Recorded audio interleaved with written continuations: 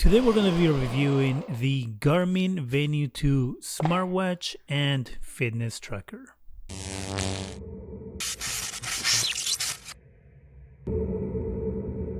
Hi, welcome to ZGadgetReview. Let's get started with an open box. Here we have a quick tour of the box to give you an idea of what the watch looks like.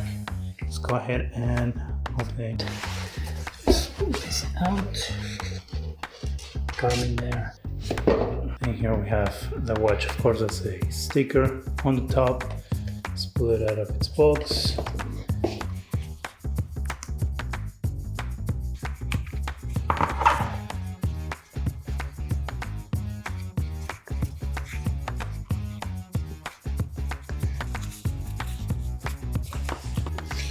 So here we have where the charger connects. Here are the sensors. Let's go ahead and remove this sticker here and give it a power on. So I guess it's not, oh, there we go. Starting it.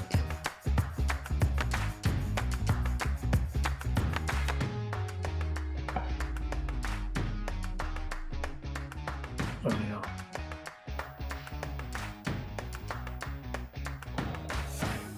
Let's go over the specs for the Garmin Venu 2. The glass is Corning Gorilla Glass 3.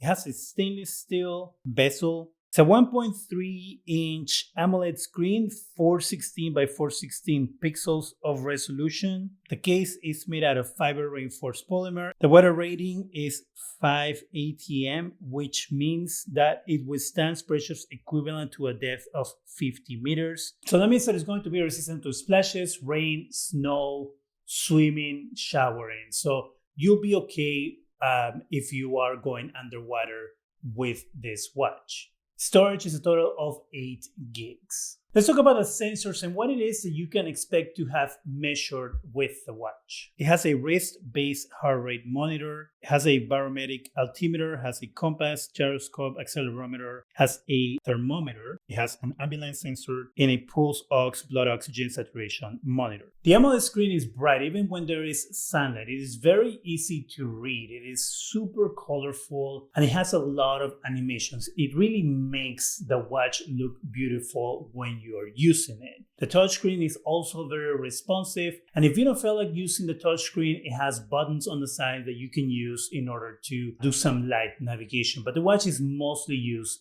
by touch. The watch is very comfortable and light when you're wearing it. Let's go over some of the features that this watch has that makes it such a compelling device when it comes to health tracking and fitness tracking. I've been wearing the watch for about 3 weeks. I wore it for the first week with my Samsung Galaxy Watch. I had them both at the same time because I wanted to get an idea if there was a big difference in what the Galaxy Watch did versus what the Garmin Watch didn't. The Garmin Watch was a lot more accurate when measuring my heart rate, when measuring distances, which also is equivalent to measuring calories and all those things.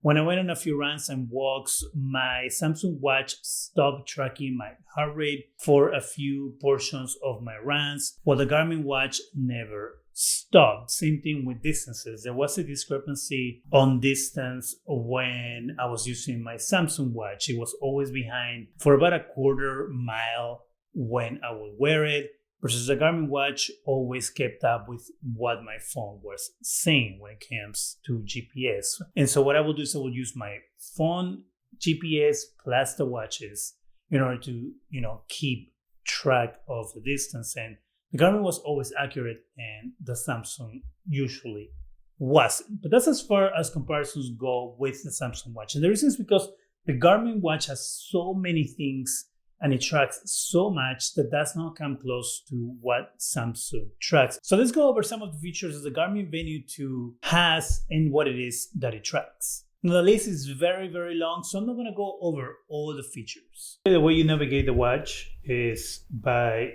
swiping up. Will bring you the menu. And so here we have all the things that you can look at a glance. Now, if you want more information on each one of these things, all you do is click on them. So if I'm here and I want to look at my stress level, it will show me here a history of my stress level.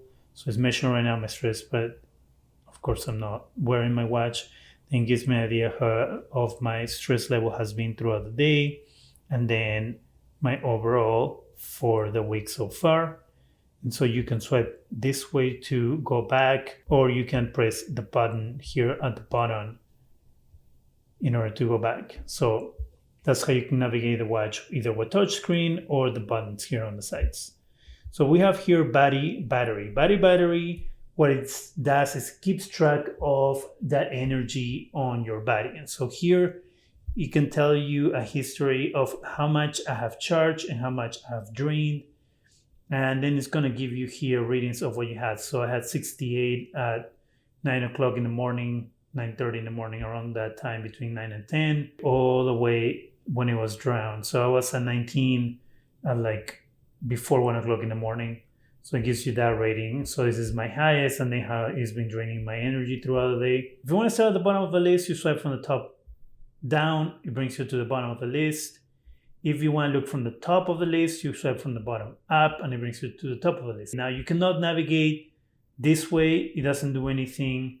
This way, it brings you to the shortcut. In this case, I have my debit card, but you can pick the shortcut that you want to use. And in order to go into the other parts of the menu, you have to press the button here on the side, and that is going to bring you to your activities that you can pick.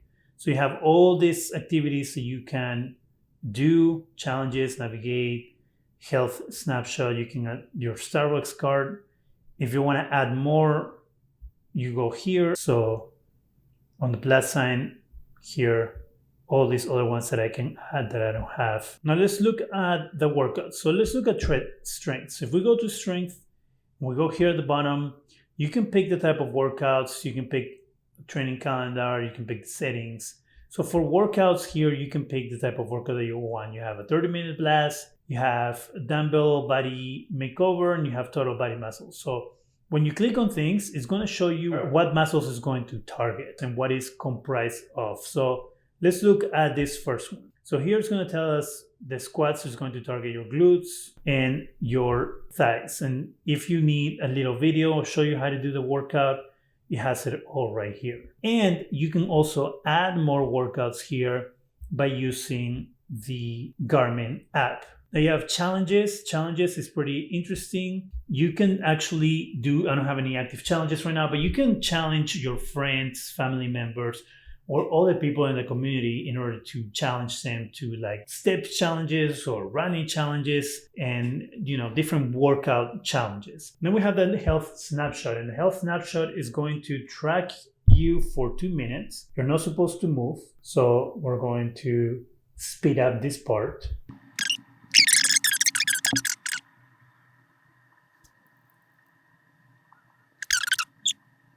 So here we have my health snapshot. And so we have my beats per minute, 79, my SpO2, 97, my respiration. And then what it does is stores that information in order to give you your fitness age level. The other thing that you use the button here is to go into your settings, and you gotta hold it. Then it's gonna take you into your settings. You have different watch faces that you can pick, or you can make your own. I made my own, for example.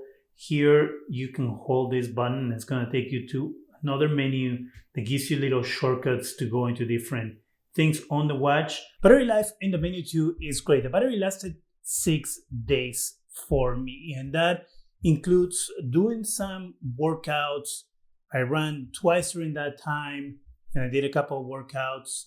And I also have all the sensors on. That means that I have my heart rate being monitored continuously. I have the OX pulse also being monitored continuously. I'm using pretty much all the sensors continuously. And even with all that, the battery lasted 6 days. Once the watch was at 0%, it only took 36 minutes for the watch to reach 58% of battery charge. It took 1 hour and 12 minutes to get to 97%, and it took 1.5 hours in order to get to 100%. The watch has an option that's called battery saver that you can activate when the watch battery is low. That should give you an extra day of battery, of course, depending on the type of activity you're going to be doing. You're able to download music into the watch, either from your computer or music services like Spotify, Amazon, and Deezer. The watch does not have a speaker, so you won't be able to listen to music, and also you won't be able to answer phone calls through the watch. Also, the watch doesn't have LTE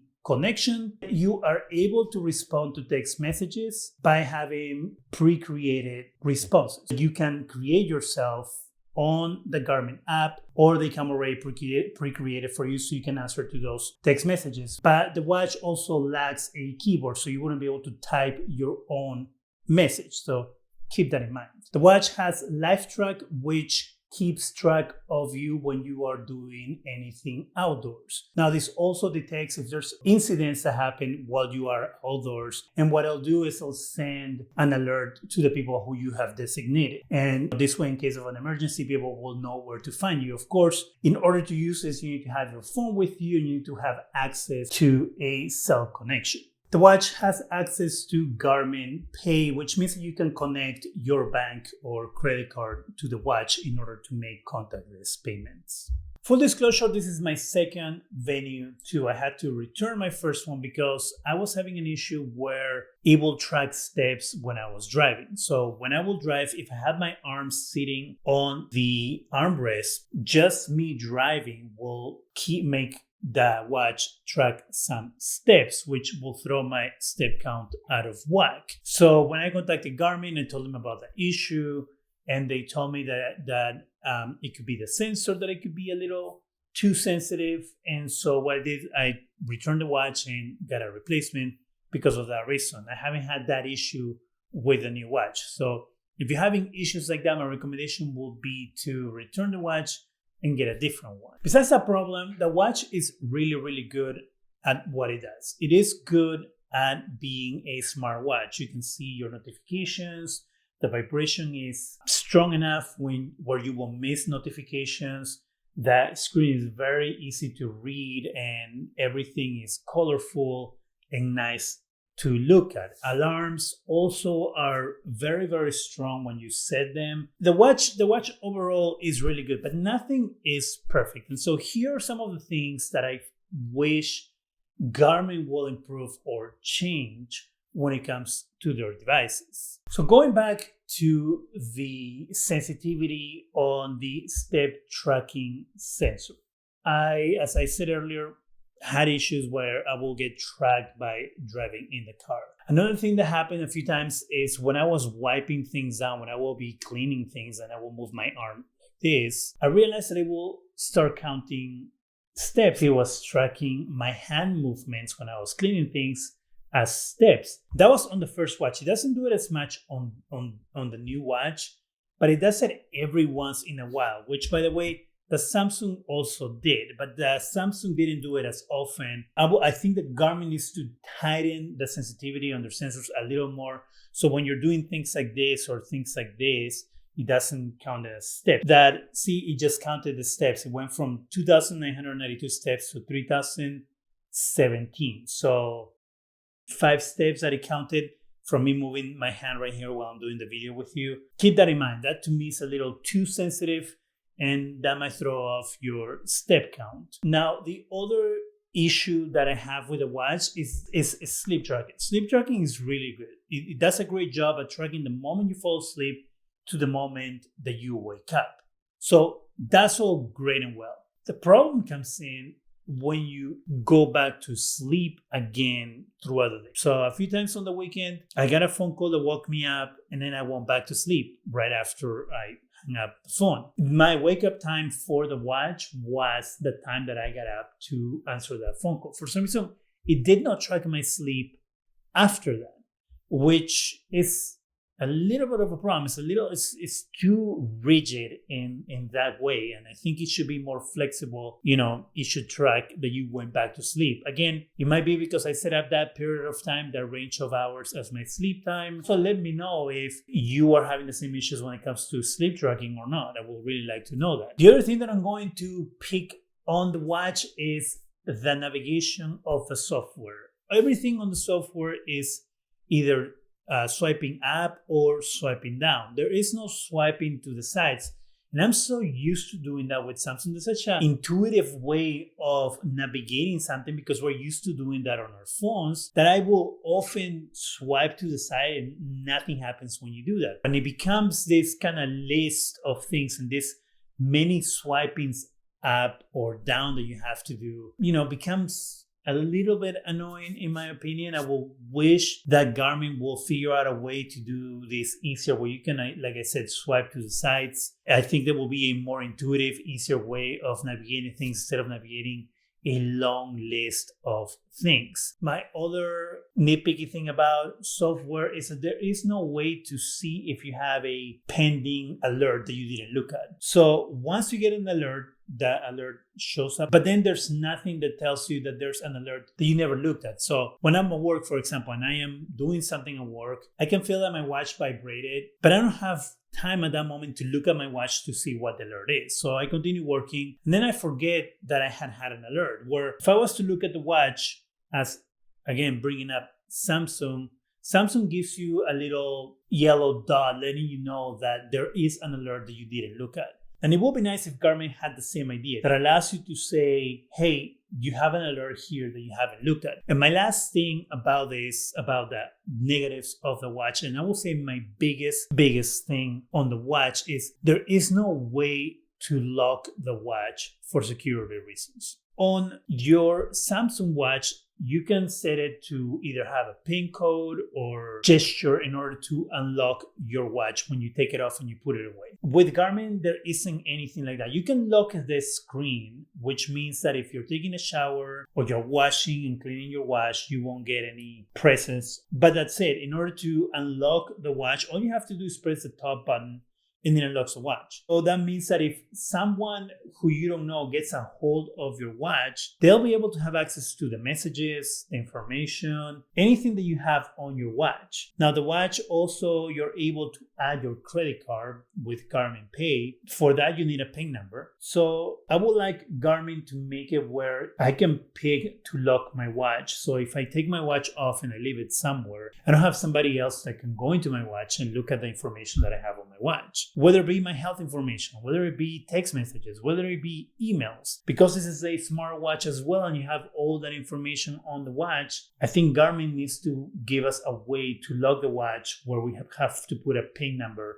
in order to unlock it. Moving aside from those negatives, because again, nothing is perfect, I will say that the Garmin watch is a great watch for fitness. Now, the step counting, as inaccurate as it might be at moments, it is very accurate when you're running, when you set it for a walk, when you set it for a hike. If we're focusing on that portion, this watch does a great job at all those things. If you're looking for a smartwatch that has fitness tracking capabilities and you want to get away from Samsung because Samsung isn't giving you everything that you need, and you're not an Apple user. Also moving away from Fitbit, because Fitbit right now is becoming a company that is owned by Google, and they're hiding a lot of the data and features that people want behind paywalls. Garmin doesn't do that. Garmin does it for free. If you're in the market for a fitness tracker, if you're in the market for a smartwatch, it's also going to give you those capabilities. That Garmin Venu 2 is a really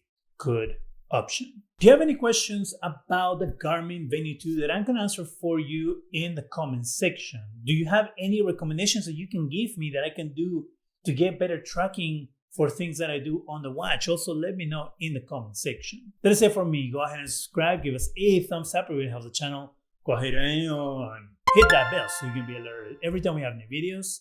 And thank you very much for watching.